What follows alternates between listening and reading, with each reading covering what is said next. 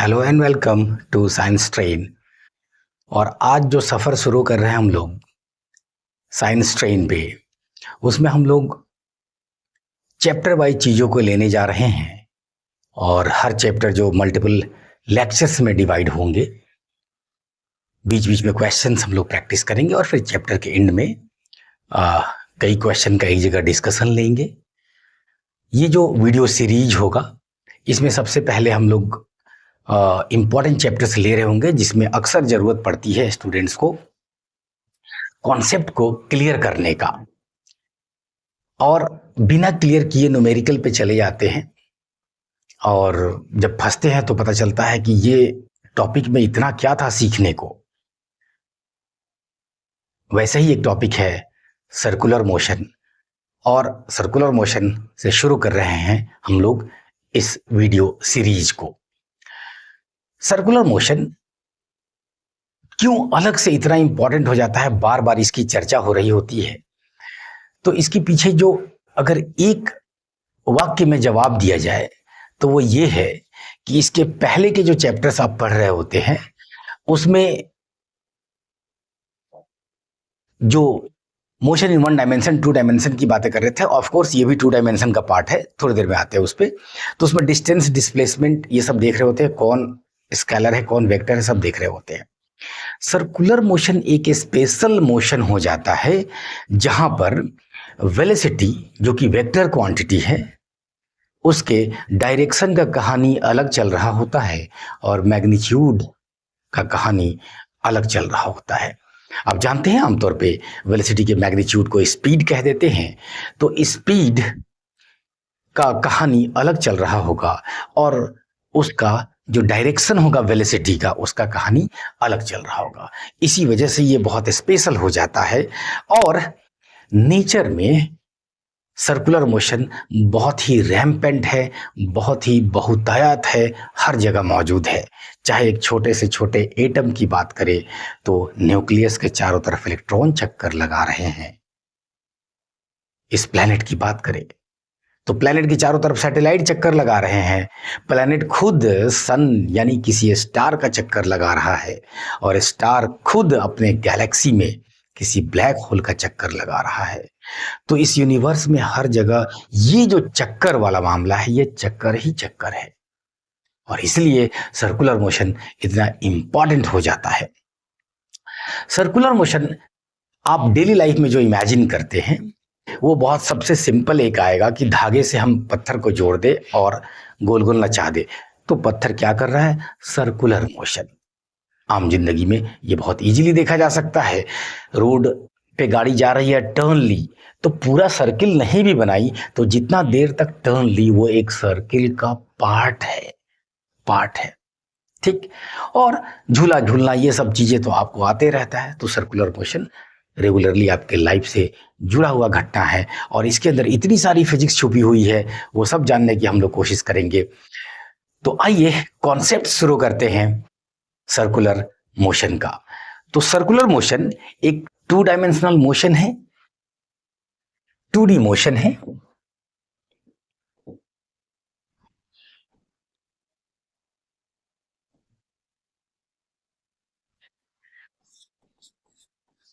To D motion का मतलब हुआ कि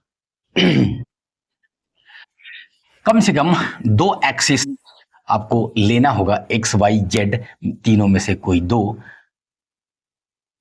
क्योंकि किसी दिए हुए इंस्टेंट पे एक्स भी चेंज हो रहा होगा और वाई भी चेंज हो रहा होगा। इस जगह का एक्स कुछ और, वाई कुछ और, इस जगह का एक्स कुछ और, वाई कुछ और। तो दो एक्सिस मिनिमम रिक्वायर्ड होगा सर्कुलर मोशन को दिखाने के लिए। तो सर्कुलर मोशन एक फेमस एग्जाम्पल है टू डायमेंशनल मोशन को और 2D मोशन को, क्योंकि दो एक्सिस को हमेशा एक प्लेन में आप ले सकते हैं। फॉर एग्जाम्पल ये जो बोर्ड है, ये बोर्ड को ही आप दो प्लेन में ले लीजिए, एक्स एक्सिस और ये वाई एक्सिस। तो जब भी दो एक्सिस है उसको दो को आप प्लेन में ले सकते हैं, इसलिए आप इसको मोशन इन ए प्लेन कह देते हैं या प्लेनर मोशन कह देते हैं। दूसरा फेमस एग्जाम्पल क्या है 2D मोशन का? एक तो सर्कुलर मोशन आपने कहा और दूसरा क्या? Projectile motion. जिसको अलग से पढ़ेंगे हम लोग। अभी हम लोग आज पढ़ने वाले हैं सर्कुलर मोशन। तो ये बड़ा कमाल का मोशन है कि in circular motion velocity keeps changing even when the speed remains constant. हाँ देखिए, स्पीड भी चेंज कर सकता है सर्कुलर मोशन में। ये पहले वाले में जो कह रहा है कि अगर स्पीड कांस्टेंट है तब भी वेलोसिटी बदल सकता है, मतलब मैग्नीट्यूड सेम रखता हुआ डायरेक्शन बदल सकता है। मैग्नीट्यूड सेम रहेगा तो उसको आगे देखेंगे हम लोग यूनिफॉर्म सर्कुलर मोशन कहेंगे, लेकिन मैग्नीट्यूड भी बदल दिए तब नॉन यूनिफॉर्म सर्कुलर मोशन कहेंगे, और उसको हम लोग डिफाइन करेंगे पहले ही, उसके बाद टर्म्स पे आएंगे। कैसे सिर्फ डायरेक्शन चेंज होना इतना शानदार मामले को पैदा कर दिया इस मोशन को, और उसमें सिर्फ डायरेक्शन चेंज होने से एक्सेलरेशन हो गया। जैसा कि आप जानते हैं कि कोई भी वेक्टर क्वांटिटी के पास मैग्नीट्यूड भी है और डायरेक्शन भी, तो अगर आप डायरेक्शन बदल दे तब, मैग्नीट्यूड बदल दे तब, या दोनों बदल दे तब वेक्टर बदल गया, वेक्टर बदल गया। और वेलोसिटी वेक्टर बदल गया मतलब वेलोसिटी बदल गया, तो एक्सेलरेशन है तो है, क्योंकि rate of change of velocity is called acceleration. Velocity में जहां पे भी चेंज है वहां पर एक्सेलरेशन है। और चैप्टर में जब आगे बढ़ेंगे तो देखेंगे जहां पर भी एक्सेलरेशन है वहां पर नेट फोर्स है, बिना फोर्स के एक्सेलरेशन संभव नहीं है। तो वो बात कर रहे होंगे हम लोग डायनामिक्स में। डायनामिक्स में पढ़ते हैं हम लोग रीजन ऑफ मोशन, मतलब फोर्स की बात कर रहे होते हैं। लेकिन अभी हम लोग पहले देखेंगे काइनेमेटिक्स। काइनेमेटिक्स का मतलब स्टडी ऑफ मोशन। मोशन है क्या वो पढ़ रहे होते हैं सर्कुलर मोशन में, उनको देखेंगे, और बाद में देखेंगे डायनामिक्स हम लोग, सेंट्रीपिटल सेंट्रीफ्यूगल फोर्सेस वगैरह, ठीक है ना। हाँ, लास्ट लाइन कुछ कह रहा है, circular motion is more than physics, it's a relation that paths may curve. Path जो है वो अलग अलग कर्व बना सकता है, लेकिन डेस्टिनेशन सेम हो सकता है। यहाँ पे डेस्टिनेशन मतलब आपकी मंजिल, और ये किस मंजिल की बात कर रहा है, ऑफ कोर्स ये सेंटर की बात कर रहा है, सर्किल के सेंटर की। तो अलग अलग रास्ते हो सकते हैं, लेकिन इन सब का सेंट्रीपिटल एक्सेलरेशन आगे देखेंगे तो इसी सेंटर पे है। ये बात कह रहा था इसको। चलिए, काइनेमेटिक्स की अगर बात करें आप, तो काइनेमेटिक्स में आप पढ़ते हैं study of motion.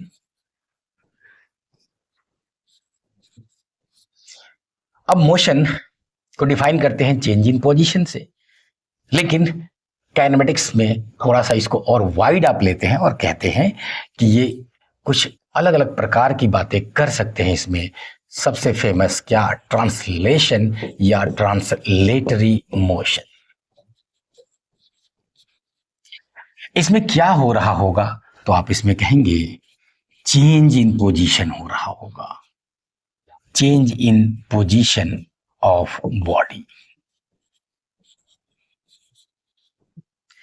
Body example में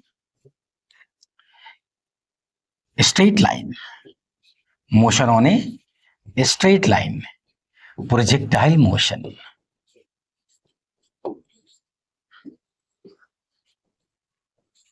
इन सब में आप देखेंगे कि बॉडी एक जगह से दूसरी जगह गई, हाँ तो गई तो ट्रांसलेटरी है, ट्रांसलेटरी है। इसी में जो स्ट्रेट लाइन वाला मोशन है, वो ट्रांसलेटरी मोशन जो स्ट्रेट लाइन पे है, उसको आप क्या कह देते हैं, रेक्टी लीनियर मोशन। तो rectilinear motion is a type of translatory motion, ठीक, जहां पे बॉडी ऑलवेज स्ट्रेट लाइन पे जा रहा होता है, जाके आ रहा होता है, या सिर्फ जा रहा होता है, वो एक अलग बात है। तो आपने देखा ट्रांसलेटरी और रेक्टिलिनियर की बातें। रोटेटरी मोशन या रोटेशन मोशन या रोटेशनल मोशन या सिर्फ रोटेशन, जो आप बोले, इसमें बॉडी कहीं जाएगा नहीं, no net movement of body.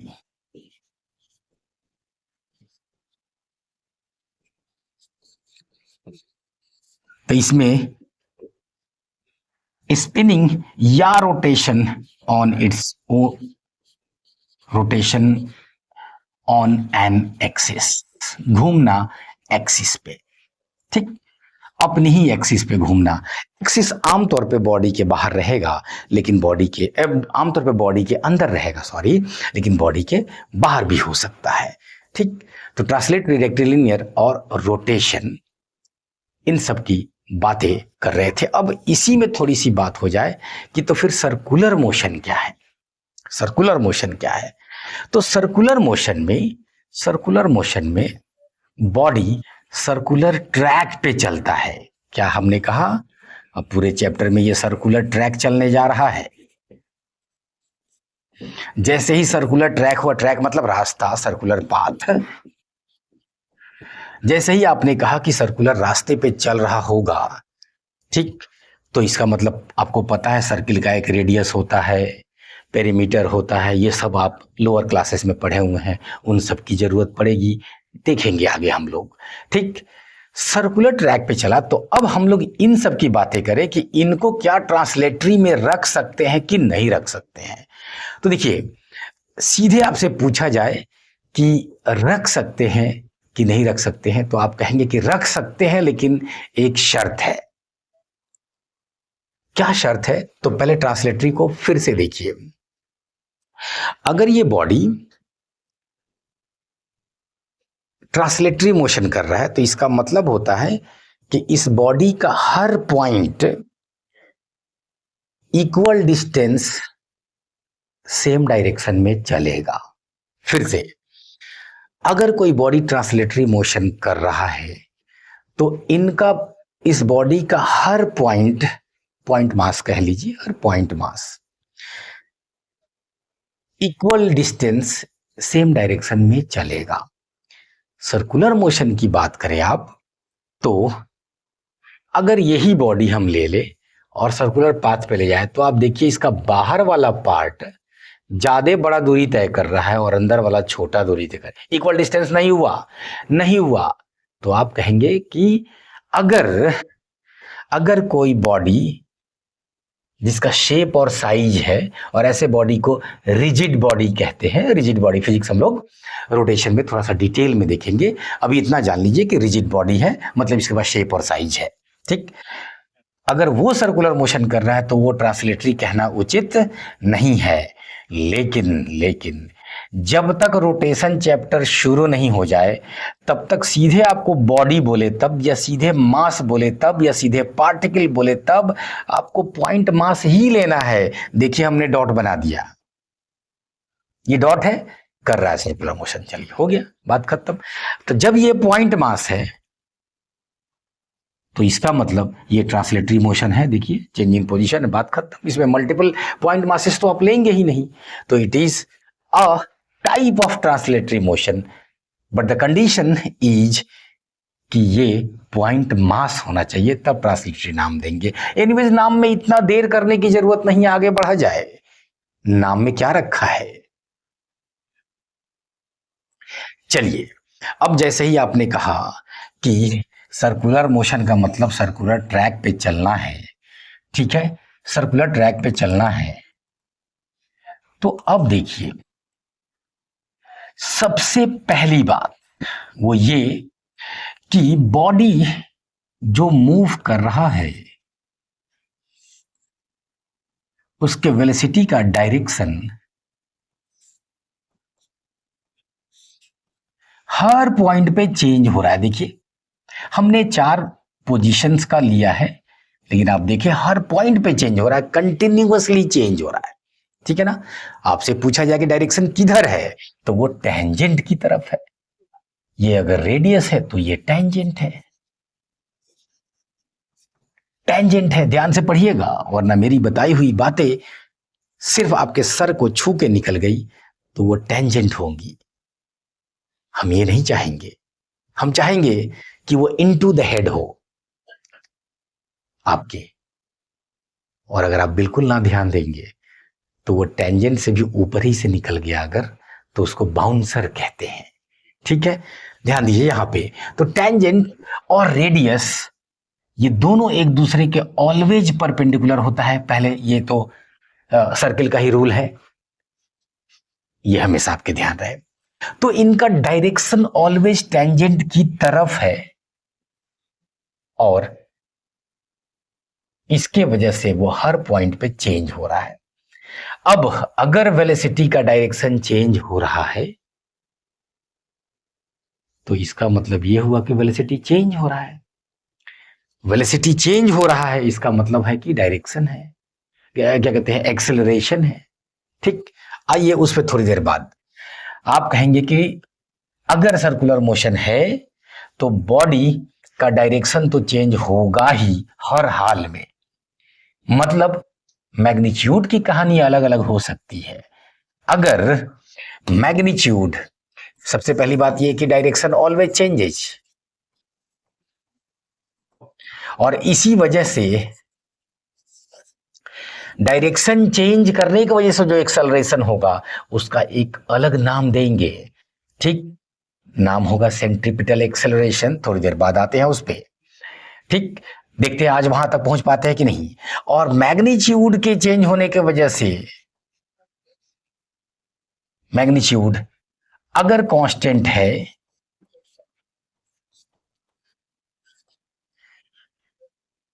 तब उसको कहेंगे यूनिफॉर्म सर्कुलर मोशन, और अगर ये भी चेंज होने लगे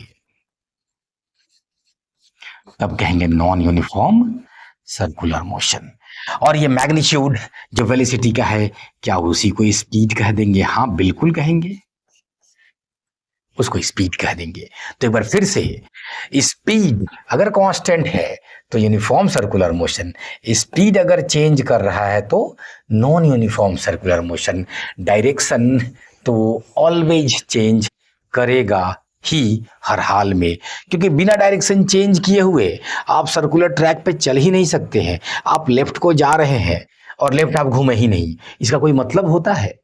इसका कोई मतलब नहीं है। आप राइट को जा रहे हैं, आप घूमे ही नहीं, ये इम्पॉसिबल है। ठीक, चलिए, तो यूनिफॉर्म एंड नॉन यूनिफॉर्म सिर्फ इसी आधार पे कहा जाएगा कि स्पीड यानी कि वेलोसिटी के मैग्नीट्यूड के साथ क्या मामला हो रहा है। ठीक है, वेलोसिटी वेक्टर अगर v है तो उसका मॉड जो स्पीड आ गया उसके साथ क्या हो रहा है, ध्यान रखेंगे। चलिए, terms related to circular motion. अब देखिए, सर्कुलर मोशन एक कमाल का मोशन है। कमाल का इसलिए क्योंकि इसका यूनिकनेस देखिए कि अब इसको हम स्टडी करना चाह रहे हैं इस सर्कुलर ट्रैक पे चलने वाले बॉडी को। अब देखिए, ये कुछ डिस्टेंस तय करेगा, करेगा करेगा करेगा, होते होते आके पूरा सर्किल अगर कंप्लीट कर दिया तो आप कहेंगे 2πr, इसने दूरी तय कर ली। ये डिस्टेंस है, हाँ डिस्टेंस है, डिस्टेंस है। तो इसका मतलब हम डिस्टेंस को फिर टाइम से डिवाइड करेंगे, टाइम से डिवाइड करेंगे तो स्पीड की चर्चा हो जाएगी। अगर स्पीड भी बदलने लगे, ठीक है ना, तब एक्सेलरेशन आ जाएगा। तो डिस्टेंस, स्पीड, एक्सेलरेशन की भाषा में हम लोग इसको स्टडी कर सकते हैं। अरे किसको? सर्कुलर मोशन को, सर्कुलर मोशन को। ठीक है, लेकिन इसका यूनिकनेस मैंने कहा था वो देखिए कमाल है कि आप सेंटर पे खड़े होकर देखने लगिए।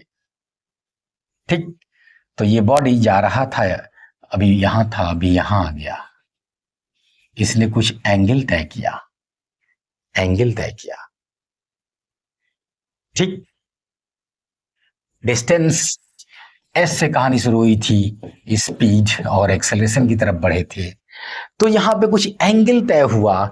अच्छा, तो इसका मतलब इसको हम एंगुलर वेरिएबल्स के भाषा में भी स्टडी कर सकते हैं। किसको? सर्कुलर मोशन को। तो याद रखिए, ये एक कमाल का कोइंसिडेंस है कि सर्कुलर मोशन को आप दोनों प्रकार से स्टडी कर सकते हैं, और जहां जहां मौका मिलेगा दोनों को आप जोड़ेंगे। ठीक, और वो जोड़ना भी बहुत सुंदर होगा। चलिए यहां पे आते हैं।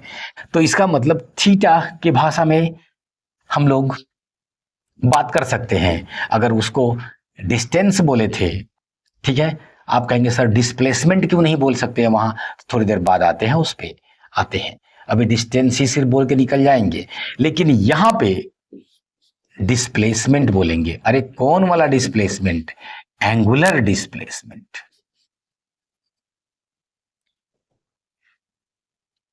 एंगल की भाषा में डिस्टेंस कहने से परहेज किया जाता है, क्योंकि ये ऑलवेज एक वेक्टर क्वांटिटी है, आप उसको वेक्टर के तौर पे ले या ना ले ये है, ठीक। लेकिन वहां पे वो वेक्टर और स्केलर दोनों फॉर्म ले लेता है, इसलिए एक का नाम डिस्टेंस, दूसरे का डिस्प्लेसमेंट। यहां पे आइए, मैंने कहा कि एंगल की भाषा में भी स्टडी कर सकते हैं, इसको टाइम से डिवाइड कीजिए, ठीक है, तो आ जाएगा, वहां वेलोसिटी था, स्पीड था, तो यहां पे एंगुलर वेलोसिटी,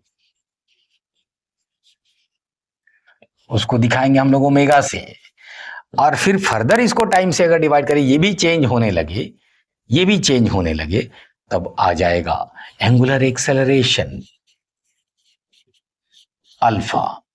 अल्फा तो ये सब टर्म को बारी बारी से हम लोग समझेंगे और कौन एक दूसरे से रिलेटेड है उसकी चर्चा करते चलेंगे और आगे बढ़ेंगे। और अंत में ठीक एक और टर्म है जो, अच्छा एक बात और यहीं पे बात हो जाए, इन सब चीजों में से कई चीजें आई जो पढ़ रहे हैं आप, ये रोटेशन का भी बेसिक है, तो उसको यहां ठीक से पढ़ेंगे, रोटेशन में भी काम आएगा। और अभी किस बात पे मुझे ये याद आया, वो इस बात पे कि लास्ट में एंगुलर मोमेंटम भी हम लोग देख लेंगे यहीं पे। तो ये सब टर्म्स इसमें पढ़ रहे होंगे हम लोग। और एक्सेलरेशन आप देख रहे हैं, यहाँ पे दो नाम आ रहे हैं, एंगुलर एक्सेलरेशन और एक्सेलरेशन। आगे देखेंगे और भी नाम आएंगे, तो कई प्रकार के एक्सेलरेशन आ रहे होंगे। अरे कई प्रकार में घबराए नहीं, एक डायरेक्शन वाला, एक मैग्नीट्यूड वाला, ठीक है ना, वही आ रहा होगा। एक एंगल वाला तो यहाँ ही गया, ठीक है। तो एक्सेलरेशंस अगर कहे प्लुरल में लिख दे तो कई आ रहे होंगे। तो हम लोग टर्म्स बारी बारी से देखेंगे और इसको ही इतने ढंग से हम लोग पढ़ेंगे, इतना क्रिस्टल क्लियर लेके चलेंगे, एकदम छाहा लेके चलेंगे कि जब क्वेश्चन आए तो आपके मुंह से आहा निकले, ठीक। चलिए टर्म्स देखना शुरू करते हैं। सबसे पहला, सबसे simple, radius vector. Radius vector, radius vector सीधे आपसे पूछे रेडियस किसको कहते हैं, तो कहिएगा सेंटर से पेरिफेरी के बीच के डिस्टेंस को रेडियस कहते हैं, ठीक। लेकिन वेक्टर की भाषा में हो तब आपको बताना पड़ेगा कि इसका टेल किधर है और हेड किधर है, मतलब किधर से किधर। तो बस आपको ध्यान रखना है, रेडियस वेक्टर इज, पहले ये क्या कुछ लिखा हुआ पढ़ लिया जाए, radius vector is a straight line joining fixed point centre to a moving point, ठीक है बाबा, लेकिन आपको बताना होगा किधर से किधर, centre to a moving point. It shows both the direction in the distance of the motion. Yes, radius vector में थोड़ा सा यहाँ पे बात लिखा और क्लियर करके यहाँ लिखा हुआ आना चाहिए था। आपको इतने बोलना है, direction of radius vector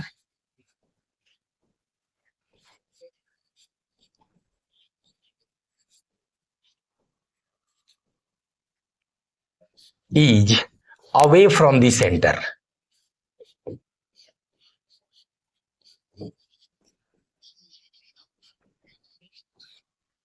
centre से दूर, बात खत्म।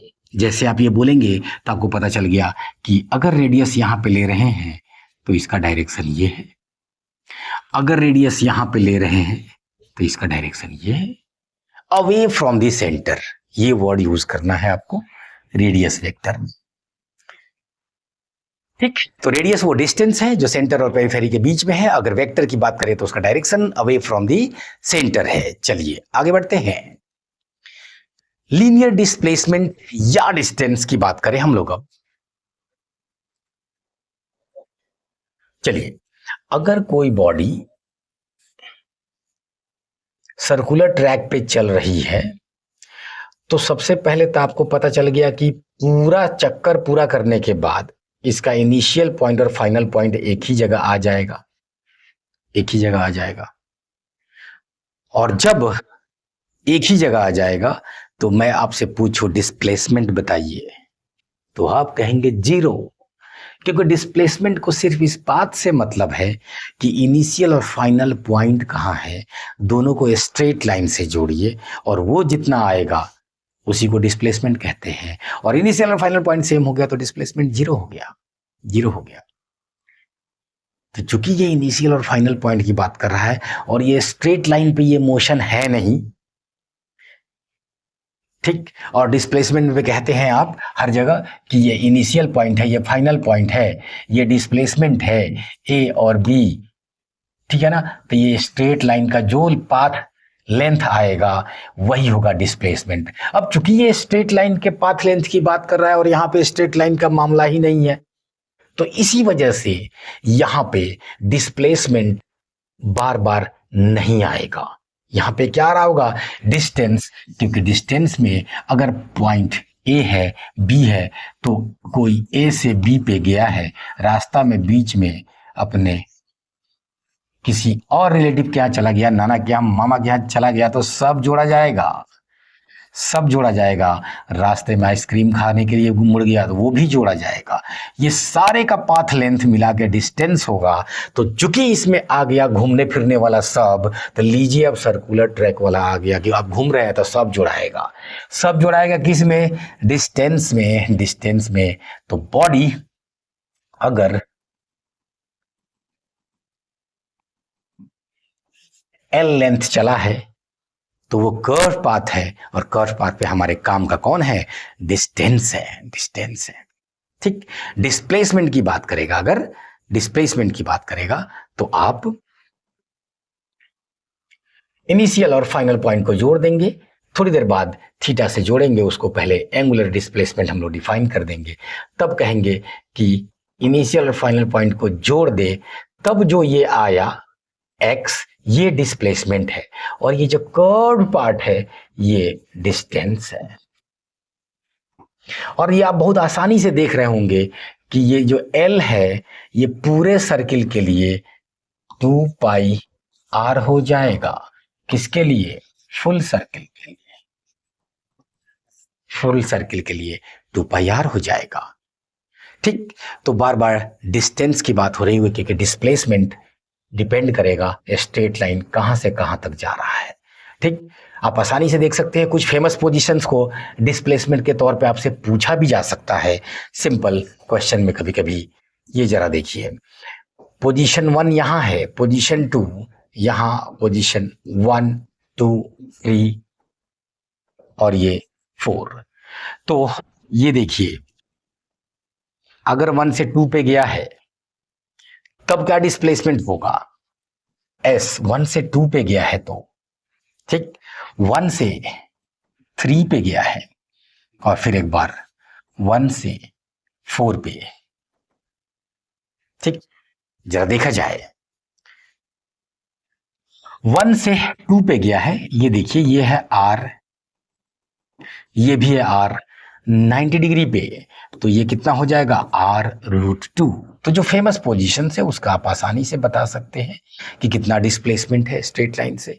1 से 3 पे गया है तो ये r था और आगे भी r है, तो ये 2r है। और 1 से 4 पे अगर जा रहे हैं तो वही कहानी है जो 1 से 2 पे था, मतलब r√2 होगा। तो जो फेमस पोजीशंस है उनके तो डिस्प्लेसमेंट आप आसानी से बता सकते हैं। जो अगर थीटा के साथ रिश्ता है तो थोड़ी देर हम लोग पहले थीटा को डिफाइन करेंगे, उसके बाद फिर इस पे आएंगे कि जरा ये कितना होगा। देखेंगे बहुत आसान होगा वहां पे भी कि ये r है, ठीक, तो ये x निकाल लेंगे। चलिए, ठीक। तो डिस्टेंस और डिस्प्लेसमेंट में कहानी यही कि हम लोग सर्कुलर मोशन में डिस्टेंस की बात ज्यादा कर रहे होंगे, डिस्प्लेसमेंट का कम कम।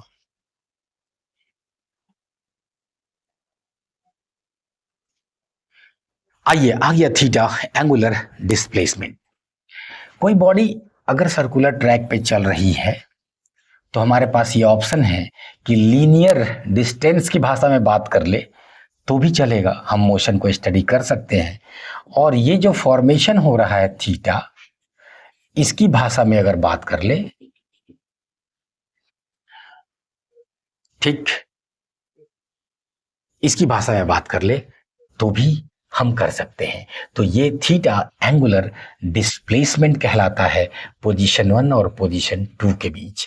जो डिस्टेंस है वो अगर l है, ये रेडियस r है, तो ये भी r है, रेडियस तो सब जगह बराबर ही होगा, तो आप जानते हैं कि ये जो डिस्टेंस है जिसको कि आर्क लेंथ कहते हैं, एल को आपने क्या नाम दिया, आर्क। आर्क का मतलब कुछ नहीं, घुमावदार चीजें।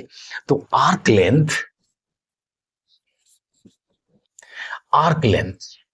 तो थीटा इज डिफाइंड एज,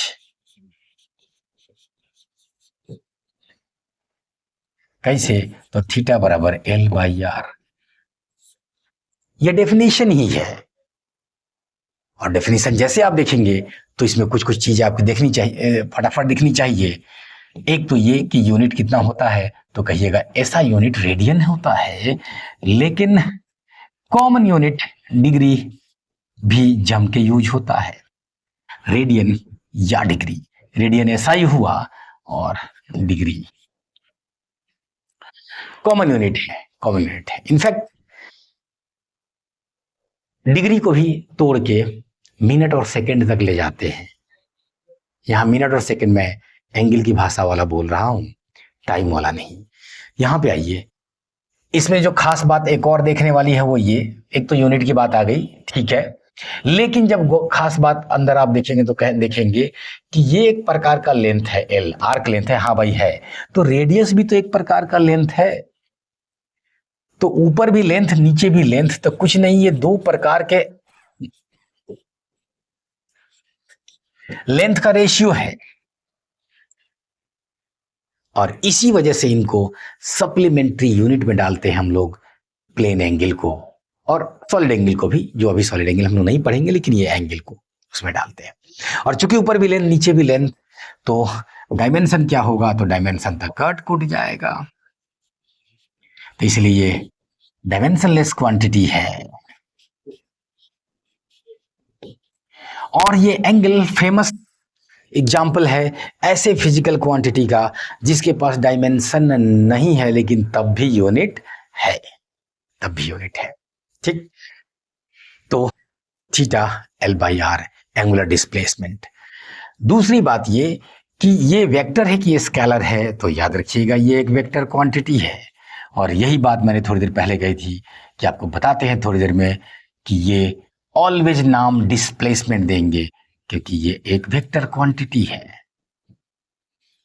और जैसे ही वेक्टर क्वांटिटी हम कहेंगे तो आप कहेंगे कि तब डायरेक्शन बताइए कितने है। तो डायरेक्शन जो है, अगर डायरेक्शन में सबसे पहला लाइन ये कि ये थीटा एक्सियल वेक्टर है। एक्सियल वेक्टर ऐसे वेक्टर को कहेंगे जिनका डायरेक्शन, जो सर्कुलर मोशन हो रहा है उसके सेंटर पे परपेंडिकुलर एक लाइन लेंगे, उसको एक्सिस कहते हैं। आप आगे रोटेशन पढ़ेंगे तो उसमें और बार बार एक्सिस आएगा। यहां पे भी आप देखें तो एक्सिस ये है, और वो इस प्लेन के परपेंडिकुलर है, जिस प्लेन में सर्कुलर मोशन हो रहा है उस प्लेन के परपेंडिकुलर है। तो थीटा का डायरेक्शन एक्सिस की तरफ होता है। वेक्टर क्वांटिटी है, डायरेक्शन टुवर्ड्स एक्सिस। अब जैसे ही हम ये बात बोल दिए कि डायरेक्शन एक्सिस की तरफ होगा, तो बात अभी फरियाया नहीं, बात क्लियर नहीं हुआ, क्योंकि एक्सिस दोनों तरफ हो सकता है, अंदर जाता हुआ, बाहर आता हुआ। अगर ये जो सर्कुलर मोशन है ये हो रहा हो किस पर, इस बोर्ड पे हो रहा है, तो इस बोर्ड के बाहर भी एक्सिस आ रहा है और अंदर भी जा रहा है। तो आप कहेंगे कौन वाला, ठीक। तो डायरेक्शन टुवर्ड्स एक्सिस, और तब उसके बाद पूरी दुनिया को एक बात माननी थी कि नहीं, किसी एक को बताइए कौन वाला उसका डायरेक्शन होगा जो पॉजिटिव डायरेक्शन लेंगे, ठीक है, उसके उल्टा वाला नेगेटिव डायरेक्शन होगा, जो कि बिल्कुल सही है, कोई दिक्कत नहीं है, लेकिन किधर पॉजिटिव लेंगे। तो ये कन्वेंशन ऐसी चीजों को बोला जाता है, convention VECTION, convention VENTION, convention ऐसी चीजों को बोला जाता है जो कि दुनिया मान ली कि चलो इसको सब लोग यही कहेंगे। दुनिया का सबसे बड़े कन्वेंशन में से आता है कि हम लोग इलेक्ट्रॉन पे कहते हैं निगेटिव चार्ज है और प्रोटॉन पे कहते हैं पॉजिटिव चार्ज है। क्या इसको उल्टा मान लिया जाता दुनिया तो ये दुनिया उलट पलट जाती है? ऐसा कुछ नहीं होता। ठीक, दोनों पे अपोजिट है, आप अपने सहूलत के लिए एक को प्लस दूसरे को माइनस कहे, ये कन्वेंशन है। तो यहाँ पे जो कन्वेंशन है याद रखिएगा, मैं इस बात पे इसलिए इतना जोर दे रहा हूं क्योंकि ये इस चैप्टर में जो बातें हो रही है, रोटेशन जो कि इतना बड़ा और इंपॉर्टेंट चैप्टर है, उन सब में ये बातें आप ध्यान रखेंगे, इजी होंगी, इजी होगी। ठीक है, वो ये है कन्वेंशन कि अगर एंटी क्लॉकवाइज मोशन हो रहा है, एंटी क्लॉकवाइज मोशन हो रहा है, तब जो पॉजिटिव डायरेक्शन है वो आपकी तरफ होगा। ठीक है ना, आपके लिए अगर वो एंटी क्लॉकवाइज है तो जो डायरेक्शन होगा थीटा का वो आपकी तरफ होगा। तो चलिए खड़े हो जाइए सेंटर पे और देखिए डायरेक्शन किधर होगा, तो आउट ऑफ द बोर्ड अगर एंटी क्लॉकवाइज है तो। ठीक, अब देखिए उसको सिंपल मान लिया कि ये बोर्ड पर नहीं हो, कहीं और हो, तो आपको समझने में दिक्कत आए, तो आमतौर पे इसको निकालते हैं कैसे, तो positive direction is found by right hand thumb rule या screw rule.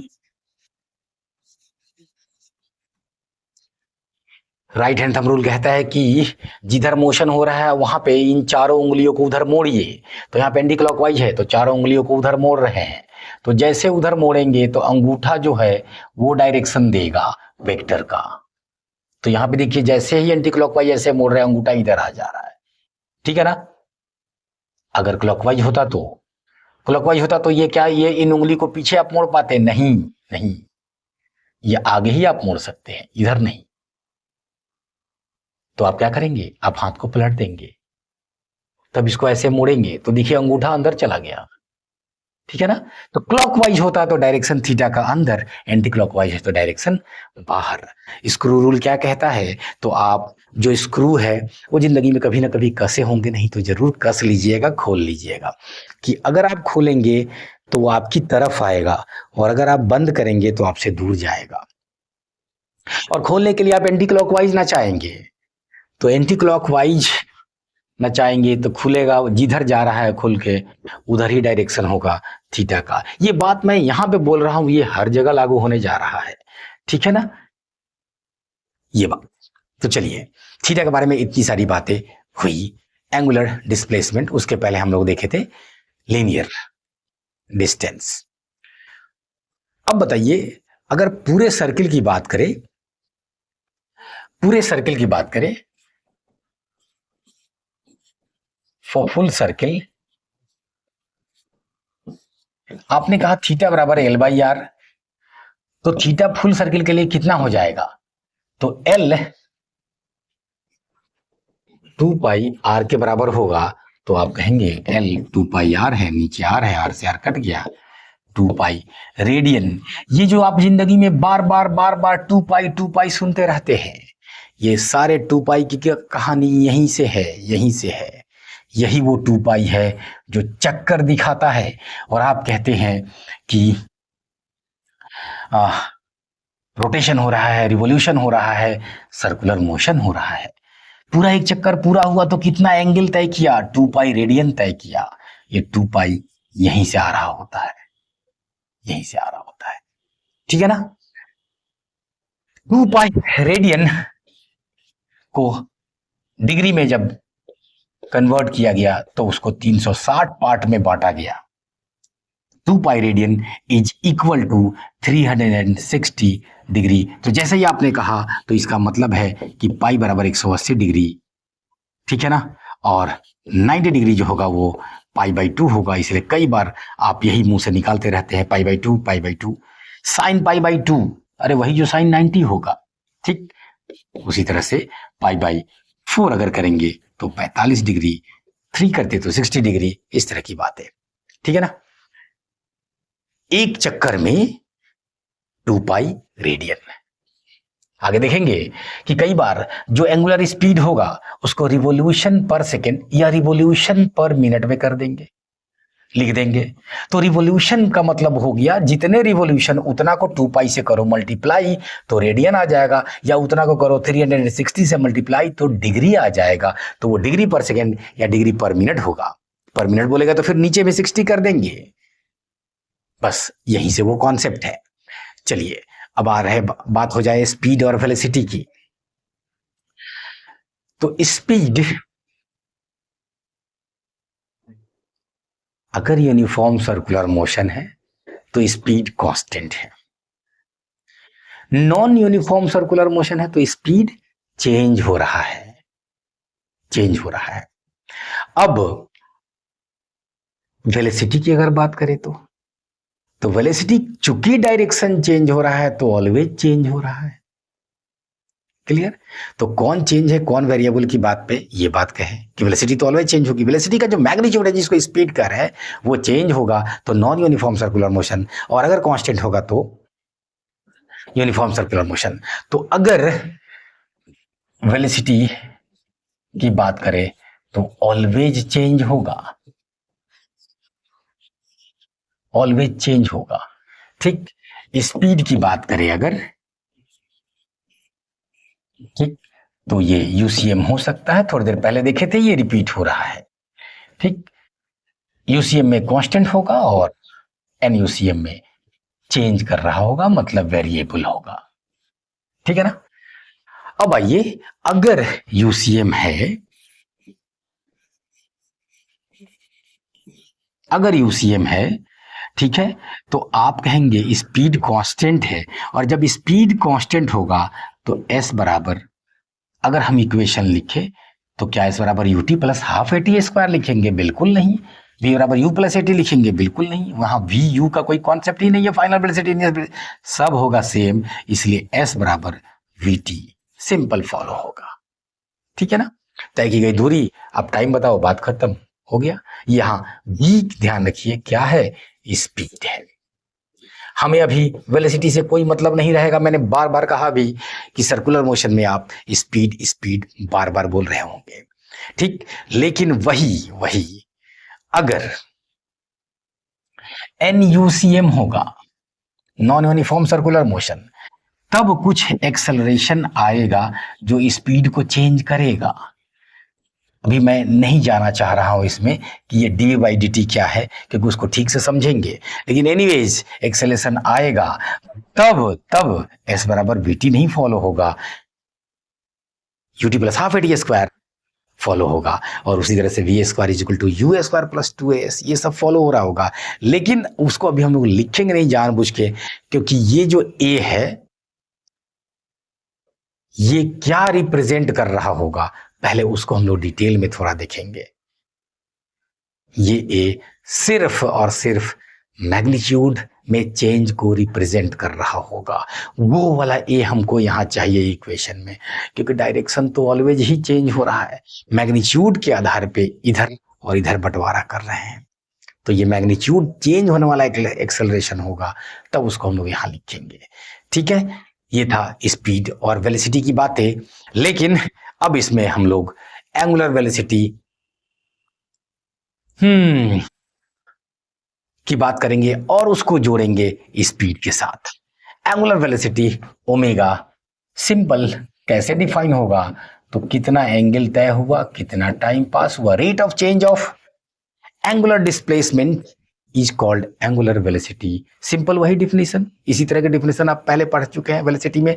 Rate of change of displacement is called velocity, तो यहाँ पर rate of change of angular velocity is called angular velocity, omega omega. ठीक है, अब आइए थोड़ी सी इसकी चर्चा करें कि ये ओमेगा आखिर उस v से क्या कैसे जुड़ा है। तो सबसे जड़ वाली बात हम लोग कहेंगे कि हमारे पास क्या था डिफिनेशन से, तो theta is equal to L by R था। आर तो रेडियस है, क्या वो बदलता है समय के साथ? क्या नहीं, वो तो दूरी है सेंटर से पेरिफेरी के बीच, तो वो कांस्टेंट है, उसको बाहर ले लीजिए और दोनों तरफ टाइम से डिवाइड कीजिए, तो थीटा बाई टी। आप कहेंगे सर चेंज लिख दीजिए ना, लीजिए चेंज लिख दिए। 1/r कांस्टेंट है, बाहर ले लीजिए, तो dl by dt। Arc length में चेंज होने का रेट यही तो स्पीड है, और rate of change of angular displacement यही तो ओमेगा है। तो ये खास बात हो गया। और याद हम लोग ऐसे नहीं रखते हैं, याद ये रखते हैं, आर को इधर ले आते हैं और कहते हैं v बराबर omega R, v is equal to omega R. ये जो ओमेगा आज पहली बार आपको मिल रहा है, जो लोग ये चैप्टर पहली बार पढ़ रहे हैं, बिल्कुल पहली बार एकदम नौ सीखिए हैं, उनके लिए नाम तो पहली बार ही आया। बिल्कुल जो ड्रॉपर हैं डेफिनेटली उनके लिए ये पुराना हो सकता है। ये ओमेगा जो आज आया है ये कई चैप्टर में आपका पीछा नहीं छोड़ेगा। आगे चल के नाम बदल जाएगा, इसका एंगुलर फ्रीक्वेंसी नाम देंगे, क्योंकि हर जगह सर्कुलर मोशन नहीं हो रहा होगा। लेकिन चूंकि ये एक पीरियोडिक मोशन को रिप्रेजेंट कर रहा है, इसलिए ये ओमेगा आपका पीछा नहीं छोड़ेगा। आगे rotation, simple harmonic motion, waves, alternating current, pendulums, इन सब में आ रहा होगा यही ओमेगा, यही ओमेगा। आइए, तो v is equal to omega R. तो इसलिए इसकी कहानी तो अभी आगे बहुत कुछ चलेगा। यहां पे ध्यान देने वाली बात यह है कि सर्कुलर मोशन में चूंकि ये जो v है हमेशा r के परपेंडिकुलर होता है, तो इसलिए ये लागू रहता है ऑलवेज। लेकिन कभी ऐसा हो, कुछ रोटेशन वाली बातें जब आएंगी तो बाद में हम लोग देखेंगे कि ऐसा हो सकता है कि यहां पे हमें कंपोनेंट लेना पड़े परपेंडिकुलर वाला। तो basically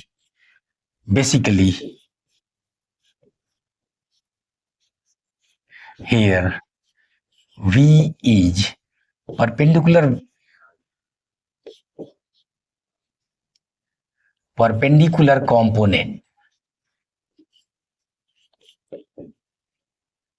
component of velocity।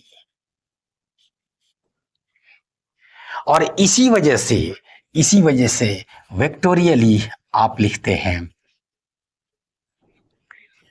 v is equal to omega cross R. तो ये ध्यान रखिए, ये आने वाले चैप्टर्स में काम का आपके हो सकता है। लेकिन सब कुछ अभी ही ठीक से पढ़िए ना, तो आधा रोटेशन यहीं कवर हो जाएगा। ठीक, तो आप कहेंगे कि ये स्केलर रिलेशन है और ये वेक्टर रिलेशन है। ध्यान रखेंगे, क्रॉस प्रोडक्ट आ रहा है, और क्रॉस प्रोडक्ट में कौन पहले बोल रहे हैं कौन बाद में, ये फिक्स होगा, आप पलट नहीं सकते हैं। तो इसलिए जब भी क्रॉस प्रोडक्ट वाला रिलेशन लिखा जाए तो आपको ये ध्यान रखना होगा कि कौन सा नाम पहले आया है।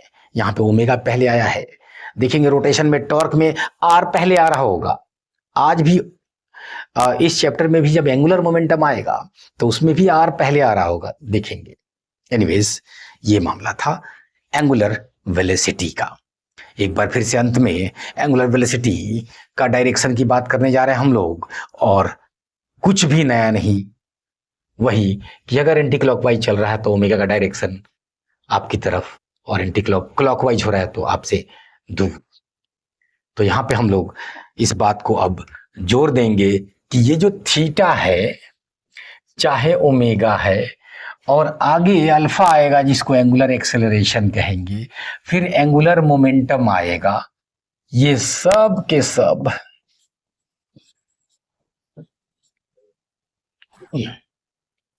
सब